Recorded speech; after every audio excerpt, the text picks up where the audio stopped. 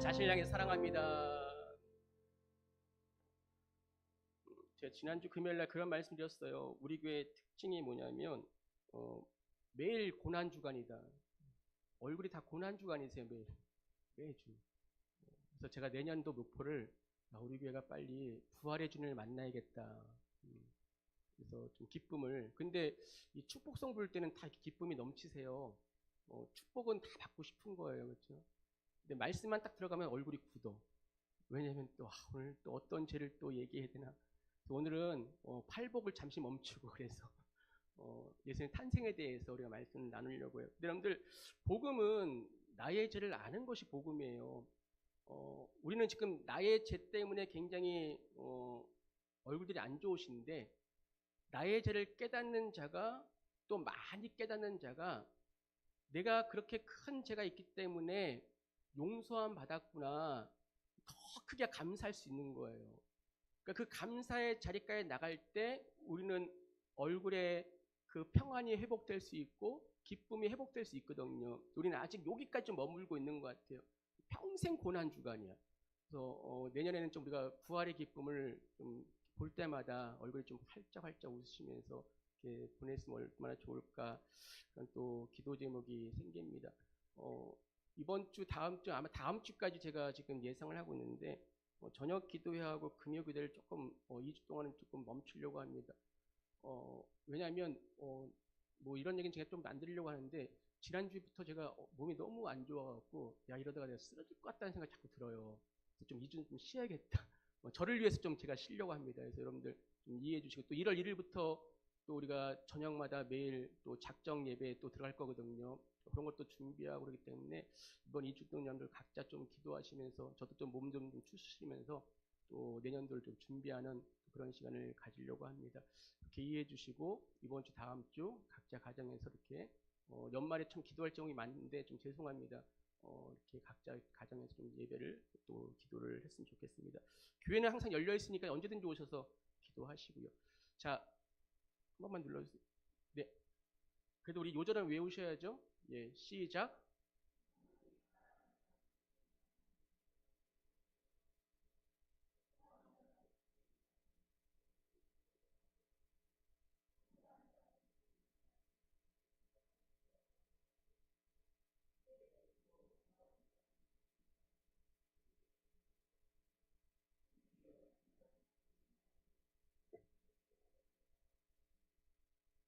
입을 다물고 계신 분이 계시네요. 꽉 다물고. 난 안 할 거야. 막. 그래서 그냥 보여드리겠습니다. 읽어보시죠. 선포하시면서 시작.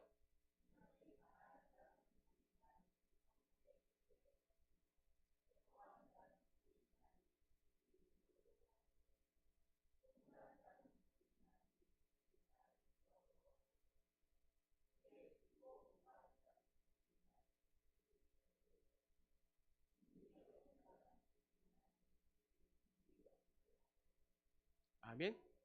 예, 너무 심각하게 하지 마시고요. 예, 이렇게 말씀을 선포할 때 좀 웃으시면서 제가 너무 고민이에요. 지금 우리 교회 어떻게 빨리 기쁨을 회복할 수 있을까? 빨리 고난주간을 벗어나야 되는데 자꾸 그런 마음들이. 왜냐면 요즘 제가 다른 교인들 이렇게 만나다 보면 다른 교인 기쁨이 넘쳐요. 보면 막 성도님들이 앞에 찬양할 때도 참 웃으시면서 만나면 항상 기쁨 넘치는데 그래서 저부터 기쁨을 빨리 회복하고 또 여러분들도 빨리 기쁨이 좀 회복했으면 좋겠다라는 생각이 듭니다. 주일날은 우리가 기쁜 날이잖아요. 아멘이십니까? 또 예배 드리는 것이 얼마나 기뻐요. 여러분들 좀 힘들더라도 우리가 기쁨을 서로가 또 회복하며 말씀 나눴으면 좋겠습니다. 사무엘상 16장을 말씀을 보게 되면 여러분 너무나 잘 알고 있는 말씀인데요.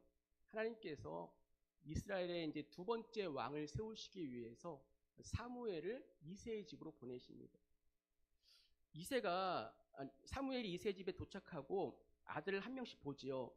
사무엘은 첫째 아들 엘리압을 보자마자 이 사람이 왕이야 라고 확정을 짓습니다. 왜냐하면 엘리압은 체격도 좋고 외모도 뛰어나고 무엇보다 첫째 아들이에요. 첫째 아들. 사람의 눈으로 보면 야, 저 사람이 왕감이야. 고개가 절로 끄덕여지는 거죠. 사무엘의 마음을 그렇게 정했는데 바로 그때 하나님께서 사무엘의 생각을 멈추게 하십니다. 그리고 이렇게 말씀하시죠. 한번 읽어볼까요? 시작.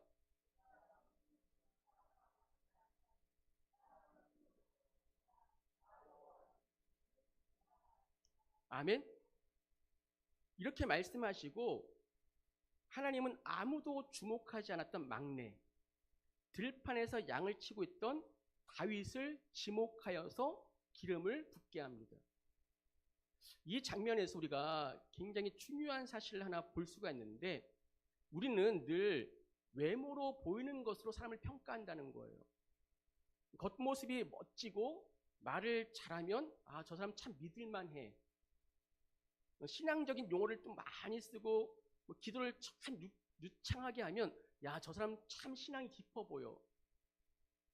교회에서 장로님이나 권사님이라고 하면 영적으로 참 성숙할 거야 라고 생각한다는 거예요.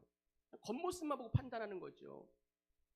이것은 비단 사람만의 문제가 아닙니다. 우리가 물건을 살 때도 똑같아요.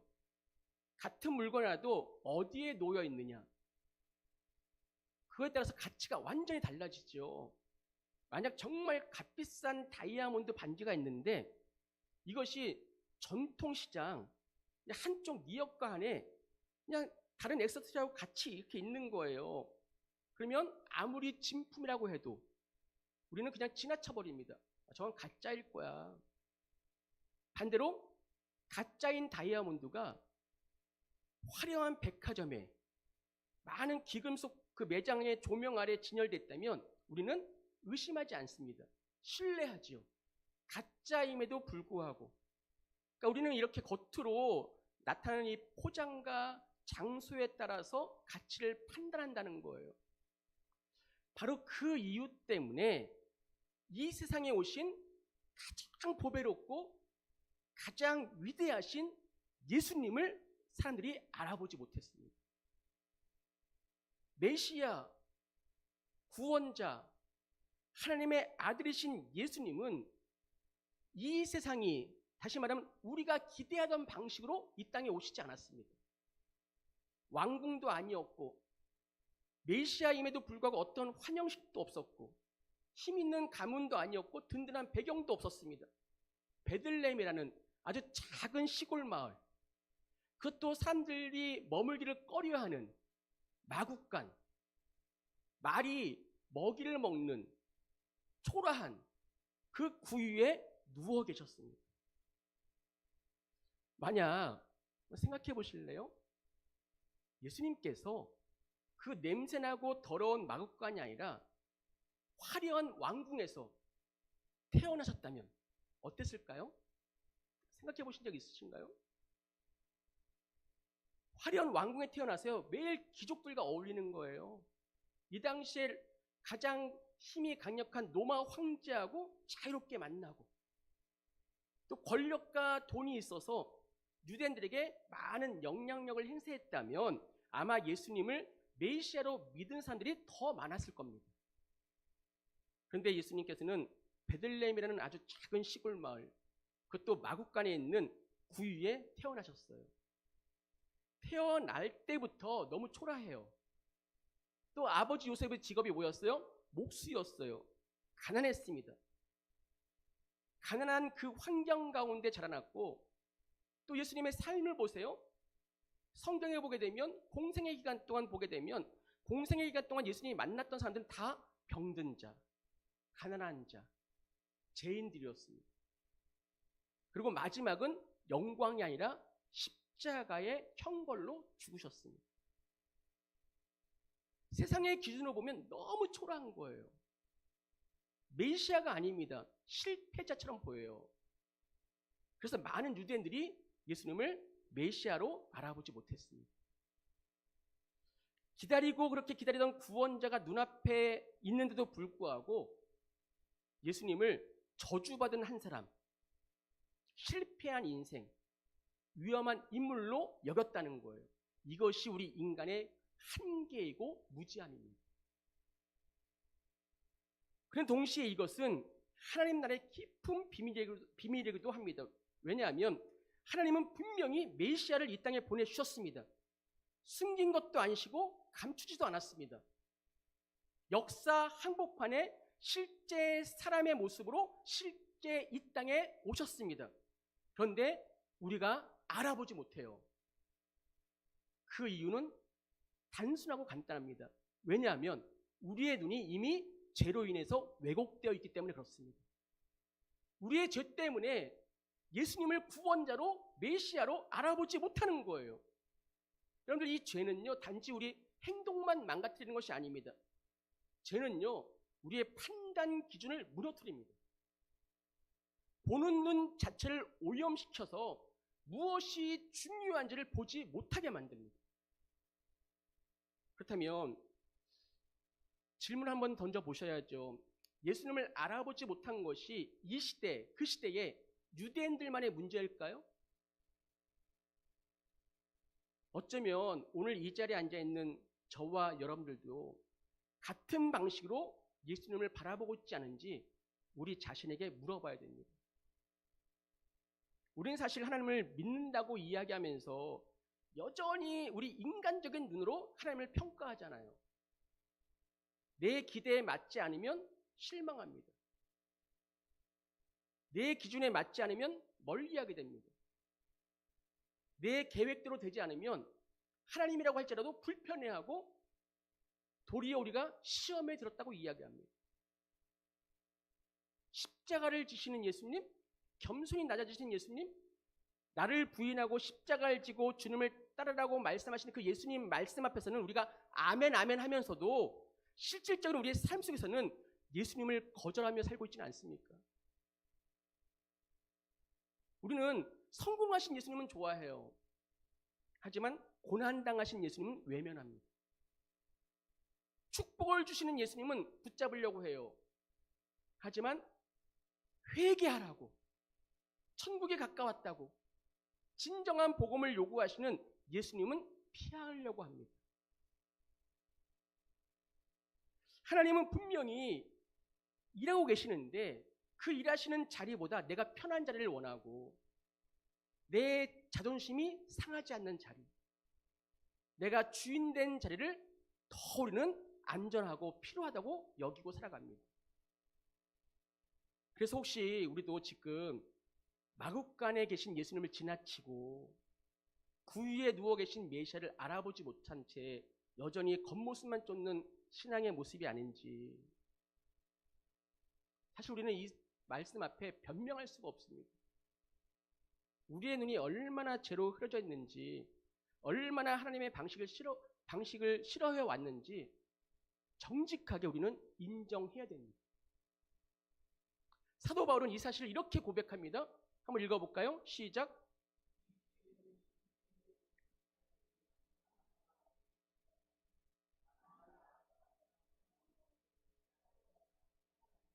아멘.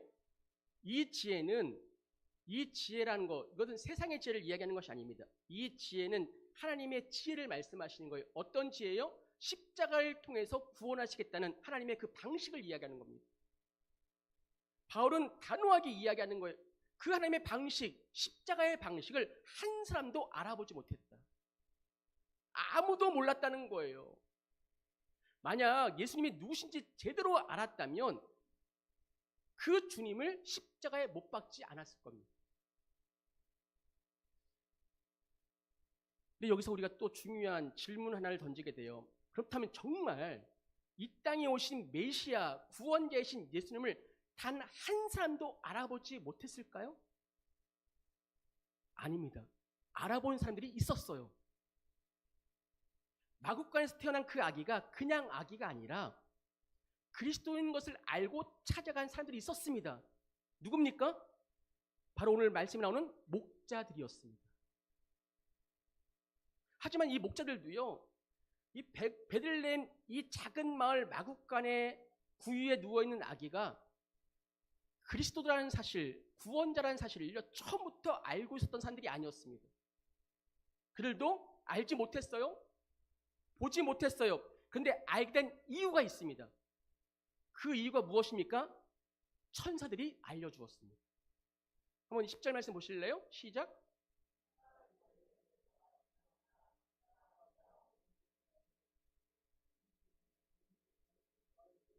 아멘?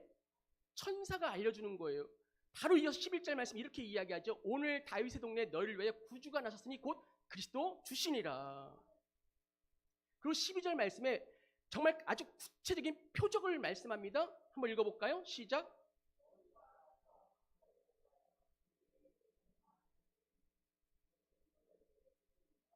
아멘.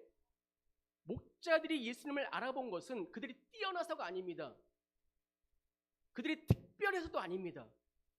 하나님이 천사를 통해서 말씀으로 알려주셨기 때문에 목자들이 알게 된 거예요. 아니, 정확히 말씀드리면 알려주심을 통해서 이들이 믿게 되었습니다. 즉 천사의 말을 들은 뒤에 알게 되었고, 처음부터 안 것이 아니에요. 천사의 말을 들은 뒤에 알게 된 거예요. 알게 된 뒤에 믿게 되었다는 것입니다. 그러니 무엇이 출발이에요? 듣는 것이 출발이에요. 말씀은 들으셔야 돼요. 들어야지만 알게 되는 거예요. 알게 된 데는 믿게 되는 것입니다. 이러한 은혜가 있기를 간절히 축복합니다. 그러니까 이 장면은 우리에게 분명한 사실 하나를 알려줘요. 그것이 무엇이냐면 우리 인간의 눈으로는 하나님의 귀한 선물을 알아보지 못한다는 거예요. 세상의 기준, 나의 경험, 나의 상식으로는 하나님께서 은혜로 주신 것을 결코 분별할 수가 없습니다. 목자에게 천사가 필요했던 이유는 단 하나입니다. 그들도 우리와 똑같이 스스로 결코 예수님을 알아보지 못한 사람들이었기 때문에 천사가 필요한 거예요. 하나님의 말씀이 필요한 거예요. 그럼 여러분들 질문이 생기죠. 목자에게는 천사가 있었어요. 천사를 통하여 하나님께서 말씀하셨어요. 그렇다면 지금 이 시대에 우리에게는 누가 그 천사의 역할을 할까요? 누가 할까요? 성경은 분명하게 오늘 우리에게 말씀하고 있습니다. 바로 성령 하나님께서 하신다는 거예요. 하나님의 영이신 성령께서 여러분 안에 들어오실 때, 내 안에 들어오실 때 우리의 눈이 활짝 열립니다. 그래서 내 죄 때문에 보지 못했던 것을 보게 하시고, 알지 못했던 것을 깨닫게 하시고, 냉랭했던 내 마음의 문을 열어주셔서 예수 그리스도가 누구신지를 알게 하신다는 거예요. 누가요? 성령 하나님께서. 성령 하나님께서 이 말씀과 더불어서, 말씀과 성령 하나님께서 내 안에 임하실 때 우리는 그때서야 고백하는 거예요. 아, 예수님이 하나님의 아들이십니다. 예수님이 그리스도가 되십니다. 이 고백은 성령의 조명 없이는 절대로 나올 수 없는 고백입니다. 그러니 여러분들 성령 받았다는 것을 어떻게 알 수 있어요? 예수님은 그리스도십니다. 예수님은 하나님의 아들이십니다. 이것이 정말 내 안에 진정한 고백으로 나온다면 그분은 성령께서 여러분의 마음에 임재하셔서 여러분을 알게 하셨다는 거예요. 사도 바울은 이 일을 분명하게 이렇게 설명하고 있어요. 읽어볼게요. 시작.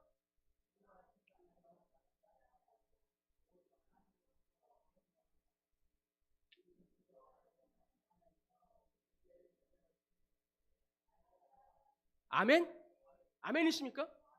우리가 받은 것은 세상의 영이 아니라는 거예요. 세상의 지혜, 세상의 지식이 아닙니다. 세상의 경험이 아닙니다.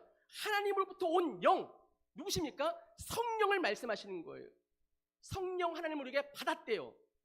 그리고 성령 하나님께서 하나님을 우리에게 보내주신 분명한 목적과 이유를 이렇게 설명하고 있습니다. 이는 우리로 하여금 뭐라고요? 하나님께서 우리에게 은혜로 주신 것을 뭐라고요? 알게 하려 하심이라. 하나님의 은혜를 알게 하시기 위해서 성령 하나님을 우리에게 보내주셨다는 거예요. 우리가 늘 찬양으로 고백하잖아요. 우리가 누려왔던 모든 것이, 내가 지나왔던 모든 것이, 내가 걸어왔던 모든 순간이 하나님의 은혜입니다. 어떻게 알 수 있는 거예요? 성령 하나님이 내 안에 오실 때 이것을 알 수 있는 거예요. 그러니까 이것이 찬양으로 끝나지 않는 것이죠. 성령 하나님이 안 오셔도요, 찬양의 고백은 할 수 있어요. 모든 것이 은혜라고. 하지만 그것을 진짜로 깨닫지 못합니다. 하나님은 이미 여러분에게 많은 은혜를 주셨습니다. 믿으십니까? 따라해볼게요. 나는 은혜 받은 사람입니다. 우리 옆 사람에게 당신은 은혜 받은 사람입니다. 아멘. 이미 우리에게 많은 은혜를 주셨어요. 그렇다면 여러분들 정말 하나님께서 우리에게 주신 은혜 가운데 가장 크고 가장 근본적이고 그 무엇과도 바꿀 수 없고 비교할 수 없는 것이 무엇입니까? 바로 예수 그리스도가 되신다는 거예요.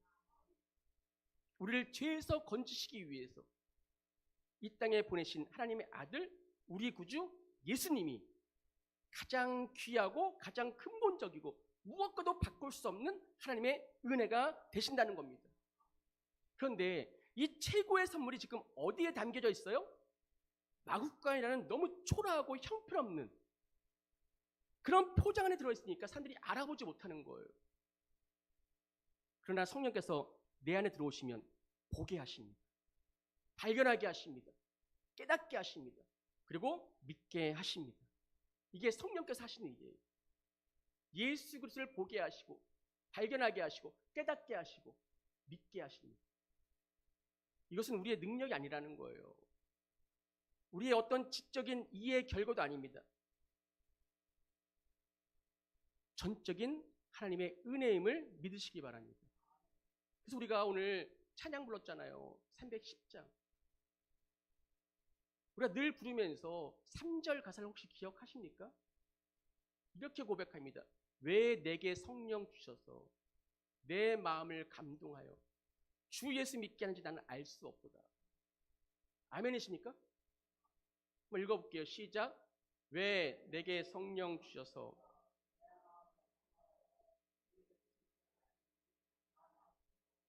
아멘이십니까? 우리가 늘 그냥 입술의 고백으로 끝나지만 이 찬양이 진리라는 거예요. 왜 내게 성령 주셔서 그 성령께서 내 마음을 감동하셔서 주 예수 믿게 하시는지 난 알 수가 없다. 생각해 보세요. 우리가 어떻게 마구간에 누워있는 그 아기를 보면서 그리스도시라고 고백할 수 있겠습니까? 우리가 어떻게 십자가에 달려 죽으시는 그분을 보면서 나의 주, 나의 하나님이라고 고백할 수 있겠습니까? 그 이유를 우리는 설명할 수 없어요. 다만 한 가지만 분명히 말씀드릴 수 있다는 것은 뭐냐면 하나님께서 내게 성령을 주셔서 내 마음을 감동하여서 주 예수 그리스도를 믿게 하신 전적인 하나님의 은혜라는 거예요. 그러므로 성탄을 맞이한 우리는 정말 감사해야 될 은혜가 두 가지입니다. 첫 번째는 하나님께서 아들을 이 땅에 보내신 은혜이고 두 번째 은혜가 더 중요합니다. 그 아들이 누구신지 알아보게 하신 것도 은혜라는 거예요. 첫 번째 은혜는 하나님께서 이미 역사 속에서 단번에 이루어 주신 구원의 사건입니다. 예수님이 실제로 이 땅에 오셨고 실제로 십자가에 죽으셨고 실제로 부활하셨고 이 땅에 다시금 오신다는 거예요. 그것은 변하지 않는 객관적인 사실입니다. 그러나 이 구원의 사건이 자동으로 모든 사람을 구원시키는 것은 아니라는 거예요.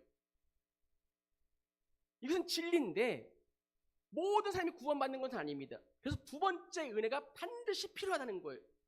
그 아들이 누구신지 알게 하시는 은혜, 고백하게 하시는 은혜, 곧 성령의 조명하심이 반드시 필요하다는 것이죠.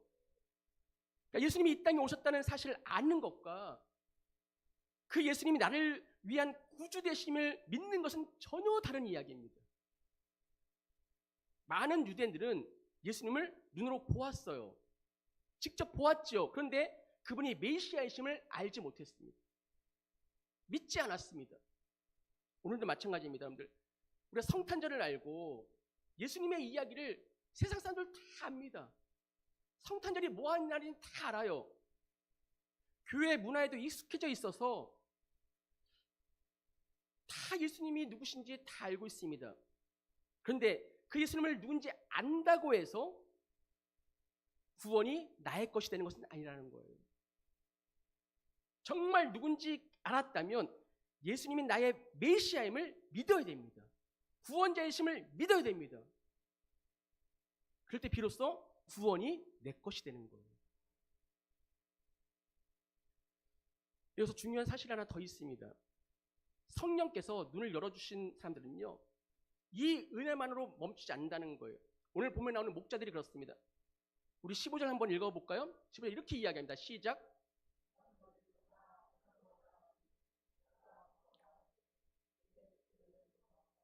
주께서 우리에게 알리신 바 이 이루어진을 보자 하고, 참 이 말이 중요한데요. 목자들의 고백입니다.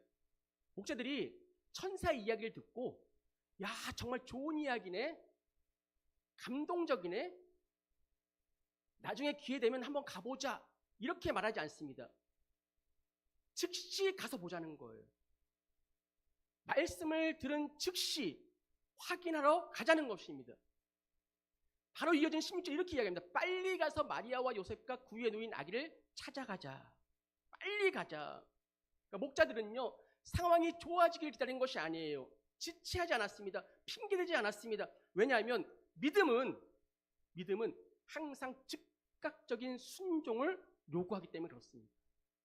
정말 믿음 있는 사람들은요, 즉각적인 순종으로 드러납니다. 그 믿음이. 이것이 성령께서 역사하실 때 나타나는 변화입니다. 성령은요, 그냥 말씀 듣고 감동만 시키는 분 아니세요. 깨닫게만 하는 분 아니세요. 고백만 시키는 분 아니세요.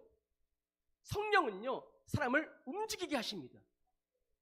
말씀을 듣게 하시고 깨닫게 하시고 믿게 하신 뒤에는 반드시 삶의 방향을 바꾸게 하십니다. 목자들은 들판을 떠났습니다. 들판은 자기들의 일상이었어요. 익숙한 자리예요. 늘 머물던 자리였습니다. 근데 그 장소를 벗어나요. 그리고 어디로 갑니까? 마구간으로 찾아갑니다. 세상적으로 보게 되면 전혀 가볼 이유가 없는 곳이에요. 마구간이잖아요. 그러나 성령으로 눈이 열린 사람에게는요, 그 자리가 구원의 자리가 된다는 거예요. 그러니 여러분께 이 성탄절을 앞두고 이 주일날 묻고 싶은 겁니다. 여러분들은 지금까지 많은 예배를 드렸고 많은 말씀 들어오셨잖아요. 들어오셨죠? 많은 예배를 드리셨죠? 근데 혹시 듣는 데서 멈추고 있지는 않습니까? 그냥 아는 것으로 끝나지 않습니까? 감동은 있어요. 말씀 시간에, 예배 시간에 아멘 하시면서 감동은 막 들어와요. 감동은 있지만 움직임이 없는 신앙은 아니었습니까? 그러면 이 성탄은요, 구경한 날이 아니에요. 감상한 날이 아니에요. 성탄절은요, 결단하는 날입니다. 주님, 이제는 제가 가서 보겠습니다. 이제는 미루지 않겠습니다. 이제는 말이 아니라 삶으로 반응하겠습니다. 이번 성탄절이 이렇게 말로만 아는 성탄절이 아니라 움직이는 성탄절, 순종하는 성탄절, 그리스도께로 향하는 성탄이 되기를 주님의 이름으로 축원합니다. 여러분들, 성령께서 우리 안에 계시면 우리는 반드시 가서 보자라고 말하게 됩니다. 그리고 반드시 움직이게 됩니다. 목자들은 가서 보았습니다. 천사가 전한 그대로 가서 보니 강보에 쌓여 구유에 누워있는 아기를 보았습니다. 그런데 성경은 또 여기서 멈추지 않아요. 17절 말씀 보실래요? 보고 천사가 자기들에게 이 아기에 대해 말한 것을 뭐 했다고요? 전했습니다. 이 순서를 잘 보셔야 돼요. 보고 뭐 해야 돼요? 전하셔야 됩니다. 보았다면 전해야 돼요. 믿음은 항상 이 흐름을 가져요. 보았는데 말하지 않을 수 없습니다. 알았는데 전하지 않을 수 없습니다. 이 목자들은요, 뭐 신학을 배운 사람들 아니에요. 설교 훈련을 받은 사람들도 아니에요. 그냥 봤어요. 본 것을 말했을 뿐입니다. 우리가 직접 봤다. 말씀 그대로다. 그 아기가 바로, 강보에 쌓이는 그 아기가 바로 예수 그리스도 메시아이시다. 자기가 본 것을 이야기했어요. 그랬더니 놀라운 일이 벌어지죠. 18절 말씀 보실래요? 듣는 자가 다 목자들이 그들에게 말한 것을 뭐 했다고요? 놀랍게 여겼대요. 사람들이 놀랍니다. 왜냐하면 여러분들, 하나님을 만난 사람들의 그 증언은요, 능력이 있습니다. 힘이 있습니다. 그리고 마지막 장면이 중요한데 20절에 이렇게 이야기하죠. 읽어볼까요? 시작.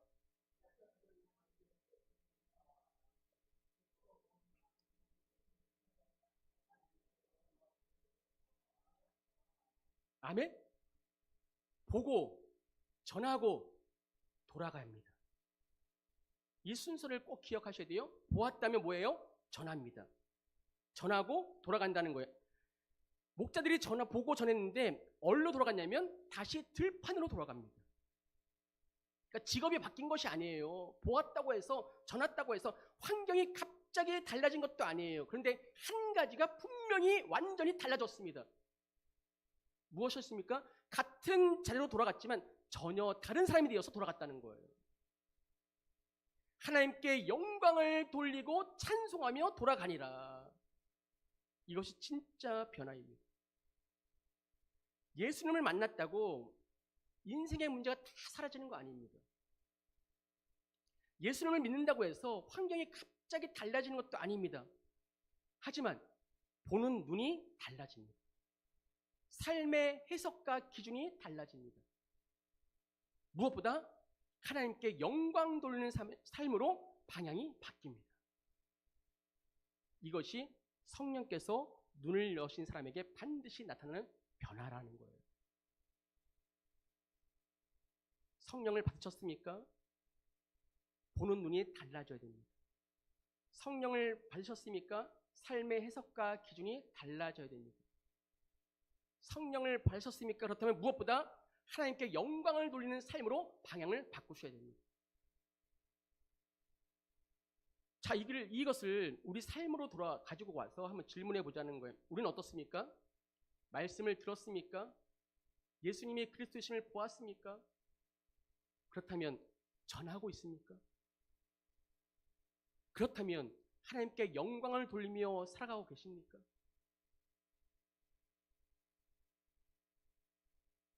여러분들, 성령께서 역사하시면 신앙은 결코 개인적인 감동으로 끝나지 않습니다. 이 시간 아멘으로 끝나지 않습니다. 증언이 되어지고 삶의 방향이 되고 하나님을 높이는 인생으로 이어진다는 거예요. 우리는 너무나 오랫동안 듣기만 하는 신앙에 익숙해져 있단 말이에요. 듣기만 해요.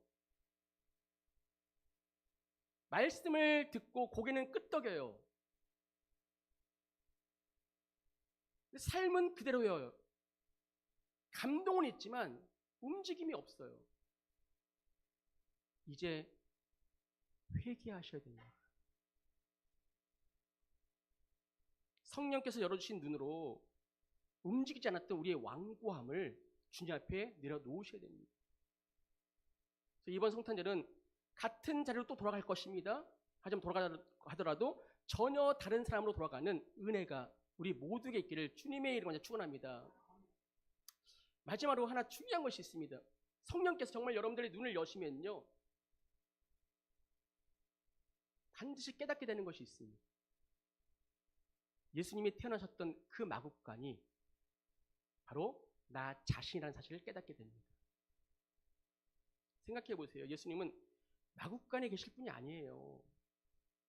이 시대를 표현한다면 가장 안전하고 가장 깨끗한 5성급 호텔이나 6성급 호텔이나 그런 영광스러운 자리에 계셔야 될 분이 우리 예수님이시잖아요. 그런데 하나님께서는요, 의도적으로 어둡고 냄새나고 더러운 마국간을 선택해서 이 땅에 예수님이 오셨습니다. 왜일까요?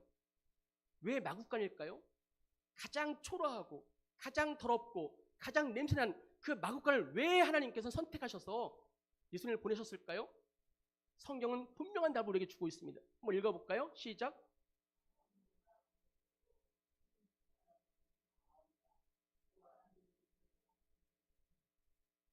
우리는 흔히 마국간 그러면 너무 더러운 곳이야, 초라한 곳이라고 생각합니다. 그런데 이 마국간보다 더 더러운 곳이 있습니다. 어디입니까? 바로 죄인된 우리의 마음입니다. 우리 마음속에는 시기, 질투, 미움, 음욕, 탐욕, 교만, 분노, 거짓, 온갖 나쁜 생각들이 다 들어있습니다. 제가 늘 말씀드리죠. 우리 마음은 죄를 생산해내는 공장과 같습니다. 공장과 같습니다. 끊임없이 죄가 나옵니다. 겉으로 보면 멀쩡해 보이죠. 우리 옆 사람 한번 보실래요? 멀쩡해 보이시죠? 대답 좀 해주세요. 멀쩡해 보여요? 불안해 보여요? 멀쩡해 보이죠? 왜요? 우리가 너무나 능숙하게 감추며 살고 있기 때문에 그렇습니다. 저도 목사이지만 제 마음을 들여다보면 마구간이 뭐예요?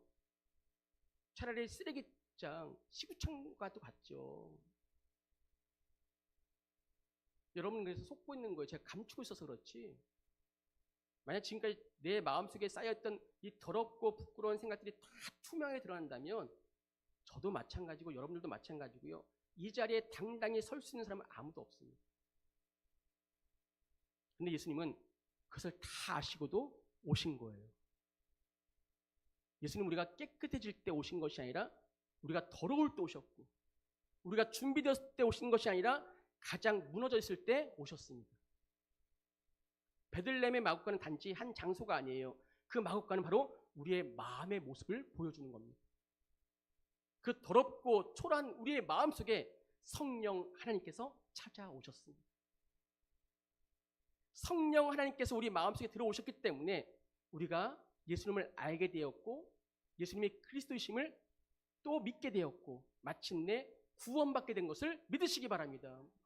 우리 마음에 주님 오신 성령께서 뭐 하십니까? 어두운 마음에 빛으로 밝혀주셨고 더러운 나의 죄악을 예수 그리스도의 보혈로 덮어주셨고 나를 살리시기 위해서 십자가의 죽음의 자리로 가셨고 우리를 천국으로 인도하시기 위해서 하늘 보자 버리고 이 죄악이 가득한 세상으로 오셨다는 거예요.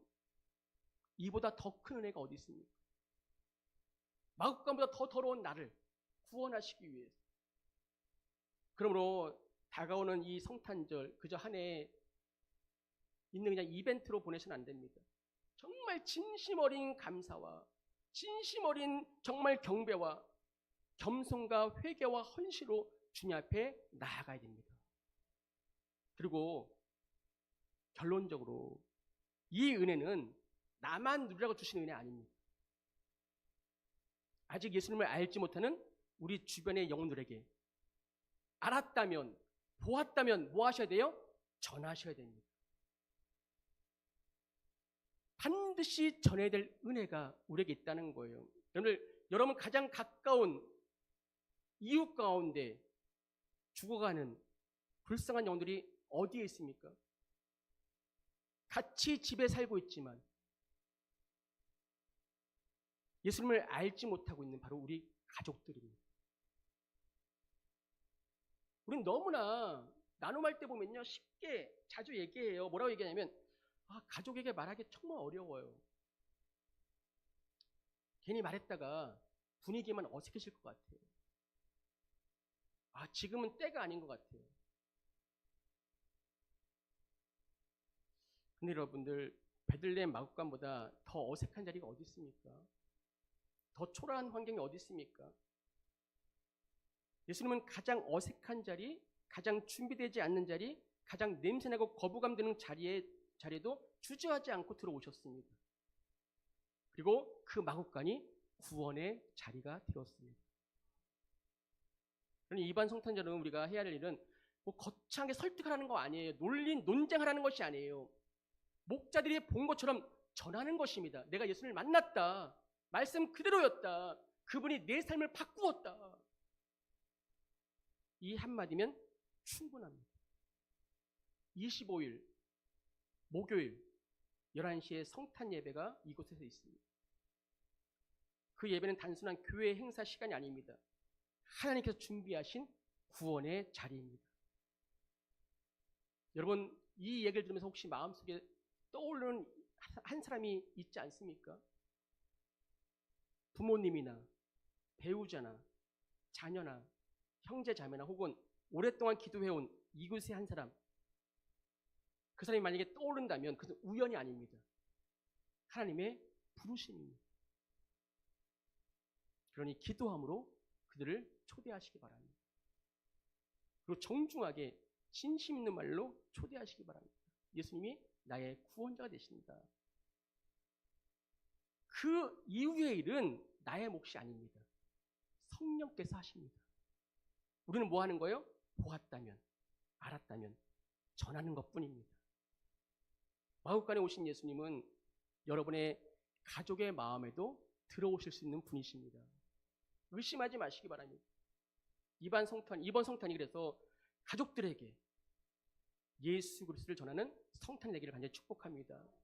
이 마국과 같은 우리 마음에 그리스도께서 오셔서 또 우리 가정이 또 하나의 베들레헴이 되시고 구원의 역사를 이루는 은혜의 성탄이 되기를 간절히 축복합니다. 시간이 없습니다. 우리의 앞날이 어떻게 될지 누가 압니까? 지난주 목요일 날 노원구에 있는 교회 전체에 모여서 극장에서 영화를 봤잖아요. 한국의 이 기독교 장례 문화에서 봤는데 40대인 그 교회 집사님이신데 남자분이세요. 전날까지 잘 부인과 대화하다가 주일날 아침에 화장실에서 그냥 쓰러져 갖고 천국 가신 거예요. 거기서부터 영화가 시작되거든요. 그분을 어떻게 이 장례를 치를 것인가, 어떻게 천국 소망을 40대 중반인데 그 가족들에게 전할 것인가. 여러분들, 우리는 앞을 한 치 앞도 알 수가 없습니다. 그러니 이번 성탄절이 그리스도를 전하는 성탄이 되기를 간절히 축복합니다. 목자들처럼 보고 전하고 돌아가며 하나님께 영광을 돌리는 삶으로 나아가시기 바랍니다. 그래서 이번 성탄절이 정말 한 영혼이 주님께로 돌아오는 그 기쁨의 날이 되기를, 우리 가정 안에 그래서 구원의 노래가 울려 퍼지는 그런 기쁨의 성탄이 되기를 주님의 이름 먼저 축복합니다. 찬양하시죠.